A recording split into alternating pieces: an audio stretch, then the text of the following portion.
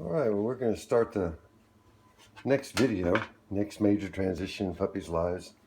Puppies are turning 4 weeks old tomorrow, and we're introducing them to solid food. What we have here, now all over the floor, is puppy food, the same puppy food that we've been adding in with the rice, lamb, peas, and carrots for mama. We're now going to start feeding this to our babies. Now, this puppy food has been soaked in a bowl and is now saturated with water. Please remember, very, very important, use a clean bowl. That sounds like a silly statement, but I'll tell you where that statement comes from.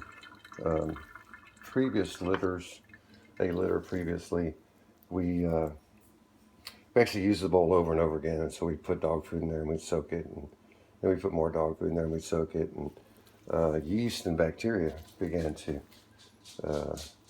get into the food, and we were having puppies that had basically had diarrhea, and turned out the reason was because the food had some negative attributes. So clean that bowl out really good, wash it, soap in water, get you a fresh bowl before you start soaking your next batch. So what we do with this soaked dog food, which is very soft now, is we basically mash it with a potato masher. And why? Well, they're just learning to eat, and we don't want them to have any solid chunks or anything like that that they might choke on while they're learning this process. Now we will, as they get older, we'll soak it and then not squish, not mash it. Then we'll soak it a little and then not soak it completely. And then ultimately they'll just get puppy food with just a bit of water for gravy and basically solid chunks. So we move them along. We'll move them along over the next 2 weeks to improve their diet. I'm making a whale of a mess today. Anyway, so we're using a pan, just a cookie sheet. The reason is we have a large dish that would hold all their food, and, but the edge of it's too high and their little necks are not that long. So, clean this mess up. So here we go. We've got mashed up puppy food, basically, for the puppies to eat. And then also, we'll be putting water in there and letting them start to lap. Again, skills, puppy skills. So pretty soon, we fed them once yesterday, their first meal of solid food, and then today we'll feed them 2 meals of solid food, allowing mama to continue to also nurse. And then probably the next day they'll get 3 meals, and basically mother will have really not much to do. So we've got this mashed up. Let's get a spatula and let's take this in to the whelping box. All right, well, let's see what these little guys think about it. We know what they think about it, actually. Sorry about this, the bed is a mess. Haven't cleaned it since yesterday right now. So let's see if they'll discover this. Pass the camera over. Luna found it. Harley or Willie? Can't tell you. Here, babies. No, don't Sit in it. Here, babies. Look here.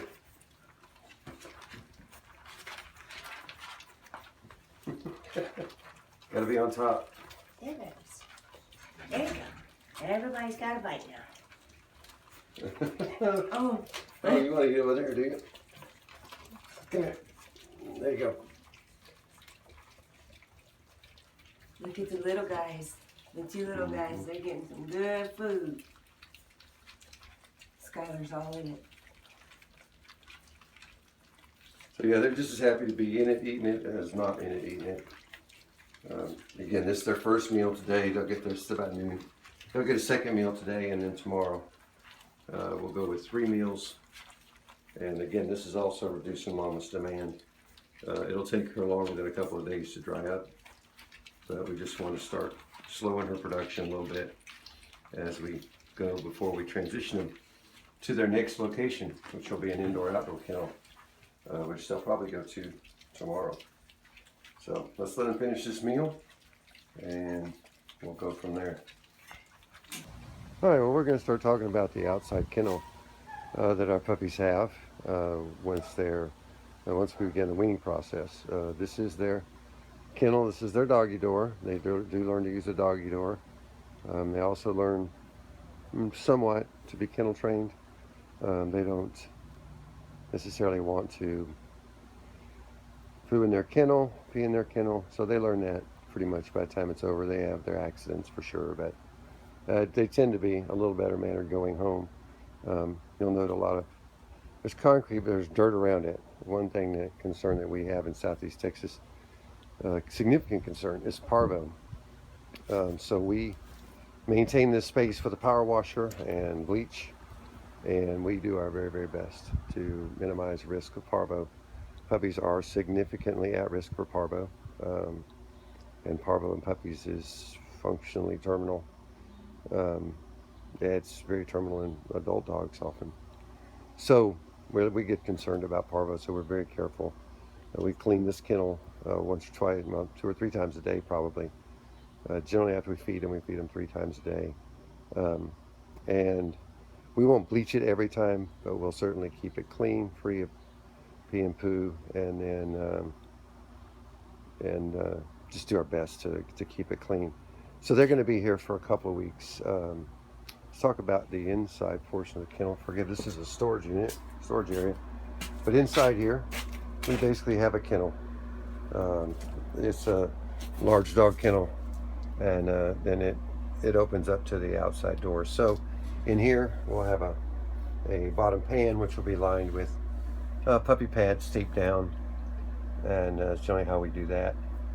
And then we can pull this tray in and out the front, clean it up on a regular basis, at least once a day, and then they'll have access through the doggy door to outside.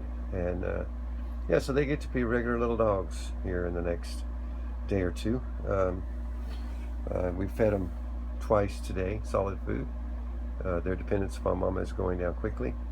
We'll feed them 3 times solid food tomorrow. Not exactly sure when we're going to move them out here, probably tomorrow evening.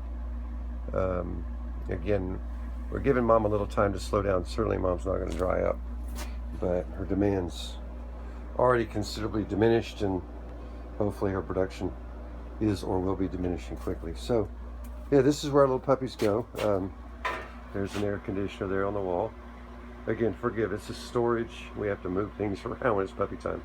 We'll also have a baby monitor in here set up so we can watch from our bedroom, which is the sunshine, is right over there.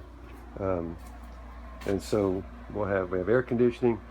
We'll have a light here, just enough to keep it, where we can see a little. And then we'll have a puppy monitor be set up there, pointing down at the pups. And so we'll be able to keep a good eye on them. And then we also, you'll note that this area around here is cleared off. It's actually trenched out that way to keep water runoff heading that way. We just want to minimize any water going back that might carry parvo, the parvovirus with it. So again, we use lots of bleach.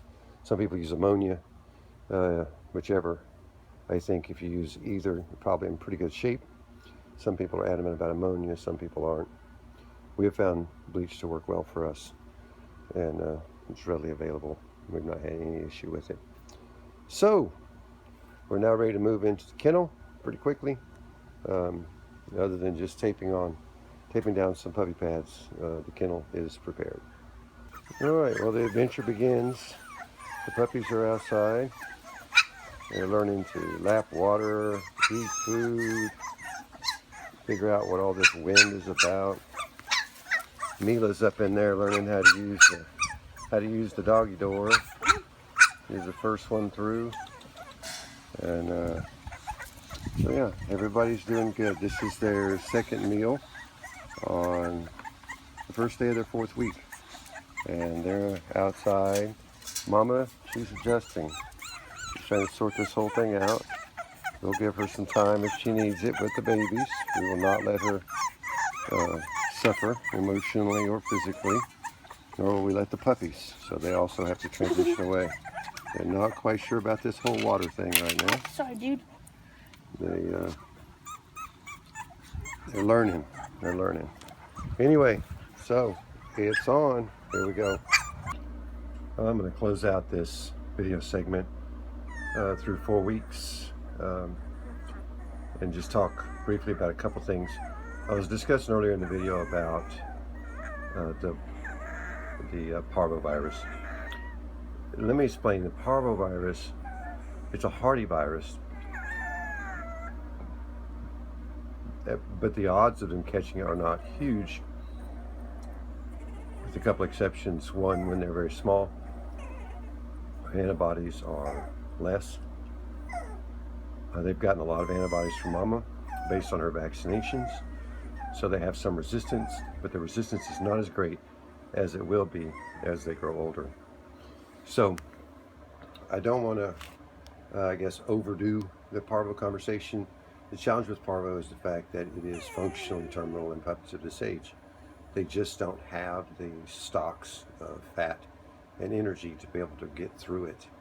So that's the issue with parvo. It's not as much the risk of getting it as it is the potential outcome if they get it. So we've done what we can. Now understand, they've been exposed to risk up to this point in their life.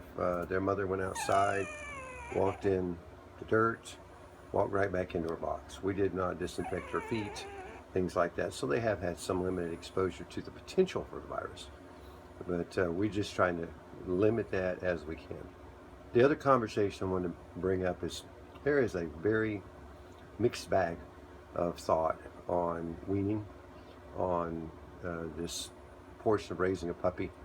There are people that leave their bitches with their puppies for 12 weeks, 8 weeks, 6 weeks, 4 weeks. We choose the route, and I hate to say it's out of convenience, but there's a limit to what you can do in our setting. These little guys are 4 weeks old. They're eating food. They're making a ton of waste, more than mother can ever keep up with. They have to be in a manageable situation, and attached to our bedroom's not a manageable situation. Now, if we had different facilities, might we leave mother with them for a little while? Yes. We will still expose mom to them. We'll open this door if need be and let her go in there and love on her babies. At this point, with them eating solid food, milk certainly wouldn't hurt them, but we seem to find that once they start eating solid food, the milk just goes in and comes out. They don't really, the milk seems to benefit more from a nurture perspective than it does from a health perspective. Anyway, not an expert, just saying everybody does it a little differently. If you choose to do it 6 weeks, leave mom with them 6 weeks. You choose to leave mom with them indefinitely, that's your choice. We have no judgment for you. But this is our choice, is that we separate them at 4 weeks with visitation by mom as needed for the puppy's physical and mental well-being, as well as mama's physical and mental well-being. So it's all about them. Please don't mishear that. But we just have to come up with a new arrangement when they reach this age, because the arrangement we have, birth through 4 weeks, just doesn't accommodate them past about 4 weeks. Anyway, so we're going to close this video, and we'll probably have one more video as these little guys grow and mature and go to their new homes. Thanks for watching. Bye-bye.